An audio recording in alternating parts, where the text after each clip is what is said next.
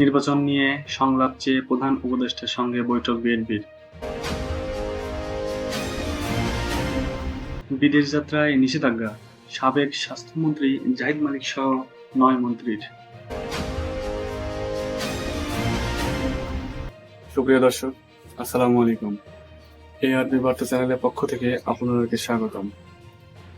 দেশ এবং দেশের বাইরে থেকে এই মুহূর্তে যারা এই ভিডিওটি দেখছেন তাদের সকলকে আন্তরিক ধন্যবাদ ও শুভেচ্ছা। এতক্ষণ শুনছিলেন সংবাদ শিরোনাম, এখন বিস্তারিত। নির্বাচন নিয়ে সংলাপ চেয়ে প্রধান উপদেষ্টার সঙ্গে বৈঠক বিএনপির। প্রধান উপদেষ্টা ডক্টর মোহাম্মদ ইউনূসের সঙ্গে বৈঠকের উদ্দেশ্যে বিএনপির মহাসচিব মির্জা ফখরুল ইসলাম আলমগীর, দলের স্থায়ী কমিটির সদস্য আমির খসরু মাহমুদ চৌধুরী ও সালাউদ্দিন আহমেদকে নিয়ে রাষ্ট্রীয় অতিথি ভবন যমুনায় যান। সেখানে তারা প্রধান উপদেষ্টার সঙ্গে প্রায় সোয়া ঘণ্টা বৈঠক করেন। বৈঠকে প্রধান উপদেষ্টা ডক্টর মোহাম্মদ ইউনূসের সঙ্গে উপস্থিত ছিলেন উপদেষ্টা আসিফ নজরুল ও ওয়াহিদ উদ্দিন মাহমুদ। অত্যন্ত ফলপ্রসূ আলোচনা হয়েছে বলে জানিয়েছেন বিএনপির মহাসচিব মির্জা ফখরুল ইসলাম আলমগীর। গতকাল বিকেলে বৈঠক শেষে তিনি বলেছেন, তারা বিশ্বাস করেন অন্তর্বর্তীকালীন সরকার প্রয়োজনীয় সংস্কারগুলো করে একটা নির্বাচনের দিকে যেতে পারবে। তবে তারা আগামী নির্বাচন অনুষ্ঠানের জন্য কোনো তারিখের কথা বলেনি। এদিকে প্রধান উপদেষ্টার কার্যালয় থেকে পাঠানো এক সংবাদ বিজ্ঞপ্তিতে জানানো হয়েছে, বর্তমান সরকারের পক্ষ থেকে যেন যত তাড়াতাড়ি সম্ভব সংস্কার ও নির্বাচন প্রসঙ্গে রাজনৈতিক দলগুলোর সঙ্গে ব্যাপক ভিত্তিক সংলাপ শুরুর ঘোষণা দেওয়া হয়, এ ব্যাপারে অনুরোধ করেন বিএনপির নেতারা।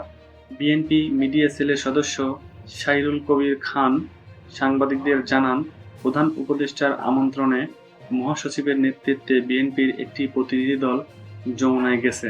বৈঠক শেষে মির্জা ফখরুল ইসলাম প্রধান উপদেষ্টার কার্যালয়ের সামনে উপস্থিত সাংবাদিকদের সঙ্গে কথা বলেন। তিনি বলেন, প্রায় 16 ঘণ্টা আলোচনা হয়েছে, অত্যন্ত ফলপ্রসূ আলোচনা হয়েছে।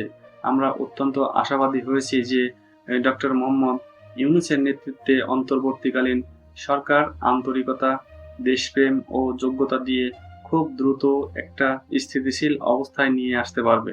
একই সঙ্গে তারা একটা নির্বাচনের দিকে যেতে পারবে, প্রয়োজনীয় সংস্কারগুলো করবে বলে আমরা বিশ্বাস করি। কয়েকদিন ধরে দলীয় কর্মসূচিগুলোয় অন্তর্বর্তীকালীন সরকারকে সংস্কার ও নির্বাচনের বিষয়ে রাজনৈতিক দলগুলোর সঙ্গে আলোচনায় বসার আহ্বান জানিয়ে আসছিলেন বিএনপি মহাসচিব। প্রধান উপদেষ্টার সঙ্গে বৈঠকে রাজনৈতিক দলগুলো কবে থেকে বৈঠক শুরু হবে তা জানতে চান সাংবাদিকরা। জবাবে মির্জা ফখরুল ইসলাম বলেন, ওনারাই বলবে তারা কতদিনের মধ্যে এটা পারবে। রাজনৈতিক দলগুলোর সঙ্গে আলোচনা হবে পর্যায়ক্রমে।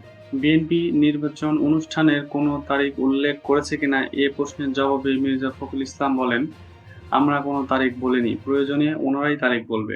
ডক্টর মোহাম্মদ ইউনূস প্রধান উপদেষ্টা হিসেবে শপথ নেওয়ার পর 12 আগস্ট তার সঙ্গে প্রথম বৈঠক করেছিলেন বিএনপি মহাসচিবের নেতৃত্বে স্থায়ী কমিটির 7 নেতা। প্রধান উপদেষ্টা কার্যালয়ে সংবাদ বিজ্ঞপ্তিতে বলা হয়েছে, প্রধান উপদেষ্টার সঙ্গে বৈঠকে বিএনপি নেতারা দেশের অর্থনৈতিক পরিস্থিতি সম্পর্কেও জানতে চান এবং অর্থনৈতিক পরিস্থিতি নিয়ে যে শঙ্কা ও সম্ভাবনা আছে সে ব্যাপারেও তারা একমত পোষণ করেন। সর্বশেষে তারা এ প্রত্যয় ব্যক্ত করেন যে বর্তমান সরকার সংস্কার, নির্বাচন সম্পর্কিত ও অর্থনৈতিক শৃঙ্খলা রক্ষার জন্য যে পদক্ষেপগুলো নেবে সেটা নিয়ে সবাই একসঙ্গে কাজ করবেন এবং তারা সেটার একটি সমন্বিত অংশীদার হবেন।